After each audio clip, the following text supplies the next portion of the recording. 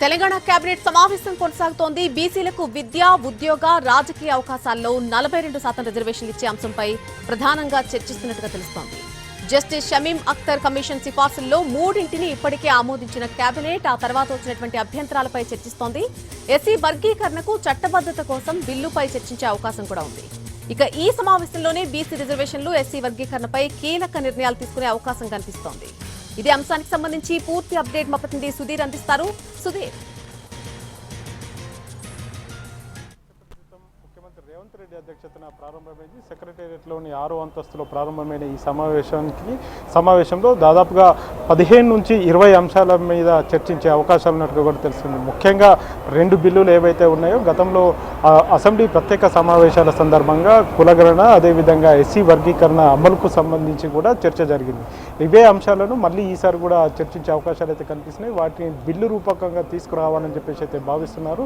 Shamim Akhtar commission ఇచ్చిన report ఏదైతే ఉందో ఎస్సీ వర్గీకరణకు సంబంధించి దాన్ని అమలు చేసేందుకు ఉన్న సాధ్యాసాధ్యాలన్నిటికీ సంబంధించి ఒక నివేదికనైతే తెలంగాణ ప్రభుత్వానికి అందజేయడం జరిగింది. అయితే తెలంగాణ ప్రభుత్వం దాన్ని కూలంకషంగా చర్చించిన తర్వాత దాని మీద కొన్ని సూచనలు, సలహాలు అవసరం, అదేవిధంగా దాంట్లో మార్పులు చేర్పులు అవసరం అని చెప్పేసి భావించి దాదాపు ఒక నెల రోజుల పాటు సమయాన్ని కూడా పదవీ కాలాన్ని కూడా షమీం అఖ్తర్కు పొడిగించడం జరిగింది. ఈ నేపథ్యంలోనే షమీం అఖ్తర్ కమిషన్ మరొకసారి నివేదికను తెలంగాణ ప్రభుత్వానికి ఇచ్చినట్టుగా కూడా తెలుస్తుంది. అందులో ఎలాంటి మార్పులు చేయకుండానే కమిషన్ నివేదికను తెలంగాణ ప్రభుత్వానికి సమర్పించింది. ఇదే కాకుండా బీసీ రిజర్వేషన్లకు సంబంధించి 42% బీసీ రిజర్వేషన్లు కల్పించాలని చెప్పేసి తెలంగాణ ప్రభుత్వం భావిస్తుంది. అందుకోసం ఇప్పటికే కులగణన నిర్వహించింది. కులగణనకు సంబంధించి ఒక 10 రోజుల పాటు ఎక్స్టెన్షన్ కూడా చేసి రాష్ట్రంలో కుటుంబ సర్వే కూడా నిర్వహించింది. ఆ తర్వాత వచ్చిన మార్పులు చేర్పులు ఏవైతే ఉన్నాయో ఆ మార్పు చేర్పులకు సంబంధించి కూడా మొత్తంగా ఈ మరొకసారి కేబినెట్లో చర్చించి ఒక నిర్ణయం తీసుకోవాలని అయితే భావిస్తున్నారు. ఈ 2 బిల్లులకు సంబంధించి కూడా ఇక్కడ చర్చ జరుగుతుంది. ఇవే కాకుండా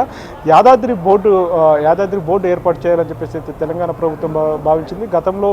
గత కేబినెట్ సమావేశంలో కూడా ఈ బోర్డుకు సంబంధించిన చర్చ జరిగింది. గతంలో ఈ బోర్డుకు సంబంధించి లా డిపార్ట్మెంట్ నుంచి పూర్తి స్థాయిలో అనుమతి రాకపోవడంతో దాన్ని ఇంప్లిమెంట్ చేయలేదు. ఆ తర్వాత ఇప్పుడు లా డిపార్ట్మెంట్ నుంచి పూర్తి స్థాయిలో అనుమతి వచ్చిన తర్వాత బోర్డు ఏర్పాటుకు సంబంధించి ఒక నిర్ణయం తీసుకునే అవకాశాలు అయితే కనిపిస్తుంది. ఇదే కాకుండా హెచ్ఎండిఏ పరిధి విస్తరణకు సంబంధించి కూడా చర్చ జరుగుతుంది. గతంలో ఉన్న హెచ్ఎండిఏ పరిధి ఏదైతే ఉందో దాన్ని త్రిబుల్ వరకు, అంటే రీజనల్ రింగ్ రోడ్డు వరకు కూడా దాన్ని పెంపు ప్రతిపాదనలు ఏవైతే ఉన్నాయో వాటి మీద కూడా కేబినెట్ కూలంకషంగా చర్చించే అవకాశాలు అయితే కనిపిస్తున్నాయి. ప్రస్తుతం 7,000 చదరపు కిలోమీటర్ల విస్తీర్ణంలో హెచ్ఎండిఏ విస్తరించి ఉంది. దాన్ని 11,000 చదరపు కిలోమీటర్ల వరకు విస్తరించాలని చెప్పేసి అయితే భావిస్తున్నారు. 2 జోన్లుగా విభజించే అవకాశాలు అయితే కనిపిస్తున్నాయి. గతంలో 7 జిల్లాల పరిధిలో హెచ్ఎండిఏ విస్తరించి ఉంది. ఇది రాబోయే రోజుల్లో 11 జిల్లాలకు విస్తరించే అవకాశాలు అయితే కనిపిస్తున్నాయి. వీటన్నిటికి కలిపి సాధ్యాసాధ్యాలను ఈరోజు కేబినెట్లో చర్చించే అవకాశాలు అయితే కనిపిస్తున్నాయి.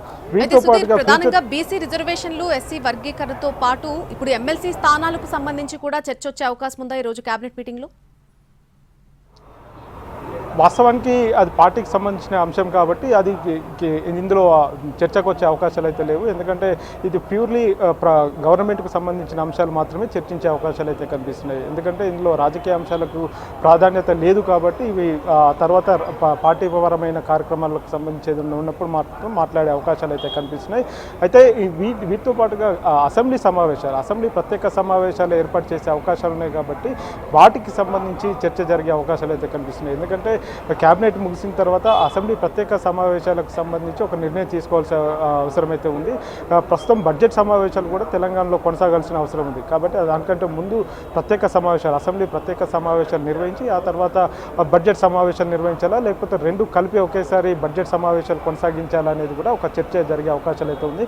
మార్చి 31వ తేదీలోపు అప్రోప్రియేషన్, అంటే ద్రవ్య వినిమయ బిల్లు ఆమోదం పొందాల్సి ఉంటుంది. ఆ తర్వాత రాష్ట్ర ప్రభుత్వానికి సంబంధించిన నిధుల విడుదలకు సంబంధించి ప్రాబ్లం కాకుండా ఉండేందుకు మార్చి 31వ తేదీలోపు బడ్జెట్ను ప్రవేశపెట్టి వాటిని ఆమోదింపజేసుకోవాలని చెప్పేసి అయితే ప్రభుత్వం భావిస్తుంది. ఇప్పటికే ప్రీ బడ్జెట్ సమావేశాలన్నీ కూడా ఆయా శాఖలకు సంబంధించి డిప్యూటీ సీఎం మల్లు భట్టి విక్రమార్క ఇందుకు సంబంధించి పూర్తి స్థాయిలో ఆయా శాఖల ఉన్నతాధికారులతోటి బడ్జెట్ ప్రతిపాదనల మీద సమీక్ష సమావేశాలు నిర్వహించారు. ఆ ప్రతిపాదనలన్నీ కూడా డిప్యూటీ సీఎం భట్టి విక్రమార్క దగ్గర ఉన్నాయి.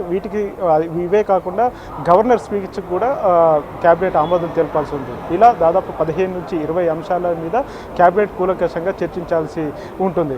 వాస్తవానికి 2 గంటలకు ప్రారంభం కావాల్సిన కేబినెట్ సమావేశం సుమారు గంట పాటు ఆలస్యంగా ప్రారంభమైంది. ఎందుకంటే వివిధ కార్యక్రమాలతోటి మంత్రులంతా బిజీగా ఉండడంతో కొంత ఆలస్యమైందని కూడా తెలుస్తుంది. 3 గంటలకు ప్రారంభమైన సమావేశం మరొక గంట పాటు కూడా కొనసాగే అవకాశాలు అయితే కనిపిస్తున్నాయి. ఇవన్నీ కూడా ఆర్థికేతర అంశాలుగా ఉన్నాయి. ఆర్థికపరమైన అంశాలు ఏవి కూడా ఇందులో చర్చకు వచ్చే అవకాశం లేదు.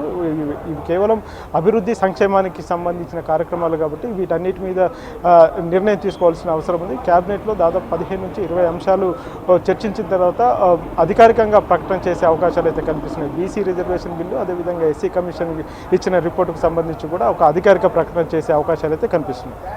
Right Sudheer, thanks for the live update.